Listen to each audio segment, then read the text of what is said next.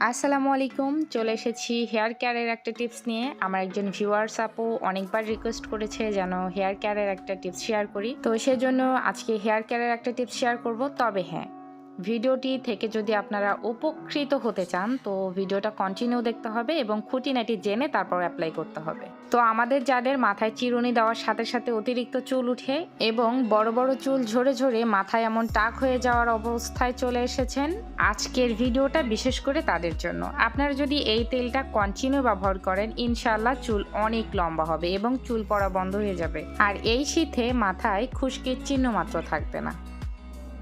এই প্যাকটা বানাতে সর্বপ্রথম লাগবে একটা পেঁয়াজ।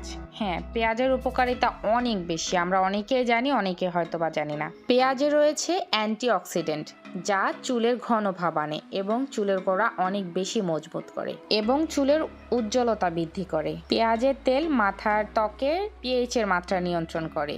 এতে মাথার ত্বকে রক্ত সঞ্চালন বৃদ্ধি করে, চুলের গোড়া শক্ত করে এবং চুল পড়া অনেক কমিয়ে দেয়। তো একটা পেঁয়াজের অনেক বেশি গুণাগুণ আমরা শুনে ফেলেছি, এখন শুনছি পেঁয়াজের কিছু ক্ষতিকর দিকও কিন্তু আছে।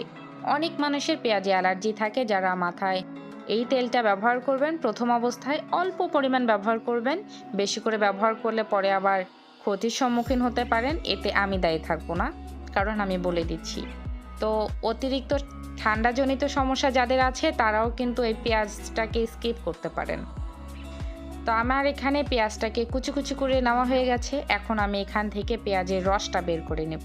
আমাদের এখানে পেঁয়াজের টুকরোগুলো লাগবে না, লাগবে শুধু পেঁয়াজের রস। 1 চামচ যথেষ্ট, যেহেতু আমার নিজেরও একটু ঠান্ডার সমস্যা আছে।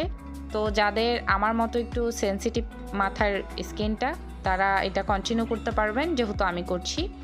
আমার মাথার স্কিনটা অনেক বেশি সেনসিটিভ। তো আমি এখানে প্রায় 1 চামচের মতো নিয়ে নিচ্ছি। 1 চামচের হালকা কম হবে, আপনারা পরিমাণটাকে একটু ফলো করবেন। আপনাদের যাদের মাথার স্কিনটা একদম ভালো তারা এটা 2 চামচও নিতে পারেন, কিংবা আপনাদের যদি চুল অনেক বেশি থাকে তাহলে পরিমাণটা বাড়িয়ে কমিয়ে নিতে পারেন। এরপর দিব এখানে অলিভ অয়েল। অলিভ অয়েলের গুণাগুণ অনেক বেশি। এখানে ছোট্ট একটা টিপস দিয়ে থাকি।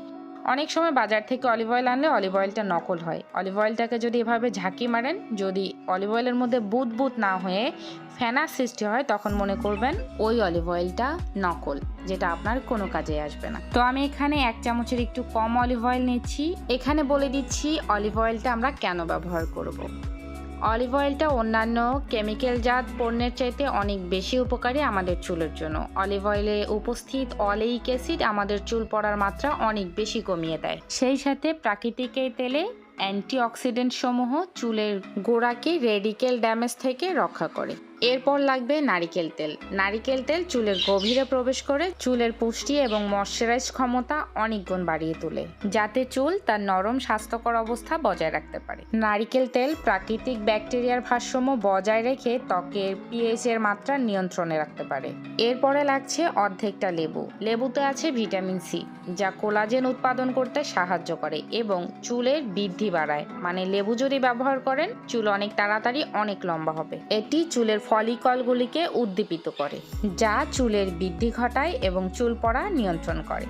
তবে এখানে ছোট্ট একটা কথা বলি, অনেকের লেবুর রসেও অ্যালার্জি থাকে, মানে মাথার স্ক্রাবটা হালকা একটু জ্বালা পোড়া করে, তারা এই লেবুর মাত্রাটা হালকা কমিয়ে দিবেন। তবে এটা দিতেই হবে। যদি আপনাদের কারো ভয় লাগে যে জ্বালা পোড়া করলে তখন কি হবে, তারা এই প্যাকটার সাথে একটা এক্সট্রা উপাদান মিক্সচার করবেন, তা হচ্ছে অ্যালোভেরা জেল। তাহলে আর ওই জ্বালা পোড়া ভাবটা একদমই থাকবে না ইনশাআল্লাহ। এখন এখানে উপস্থিত সমস্ত উপকরণকে সুন্দর করে মিক্সচার করে ফেলতে হবে, যতক্ষণ না এই উপাদানটার কালার এমন জিবজিবে সাদা হয়ে আসছে। সমস্ত তরল জিনিস এভাবে মিক্সচারের ফলে এটা সাদা একটা প্যাক হবে।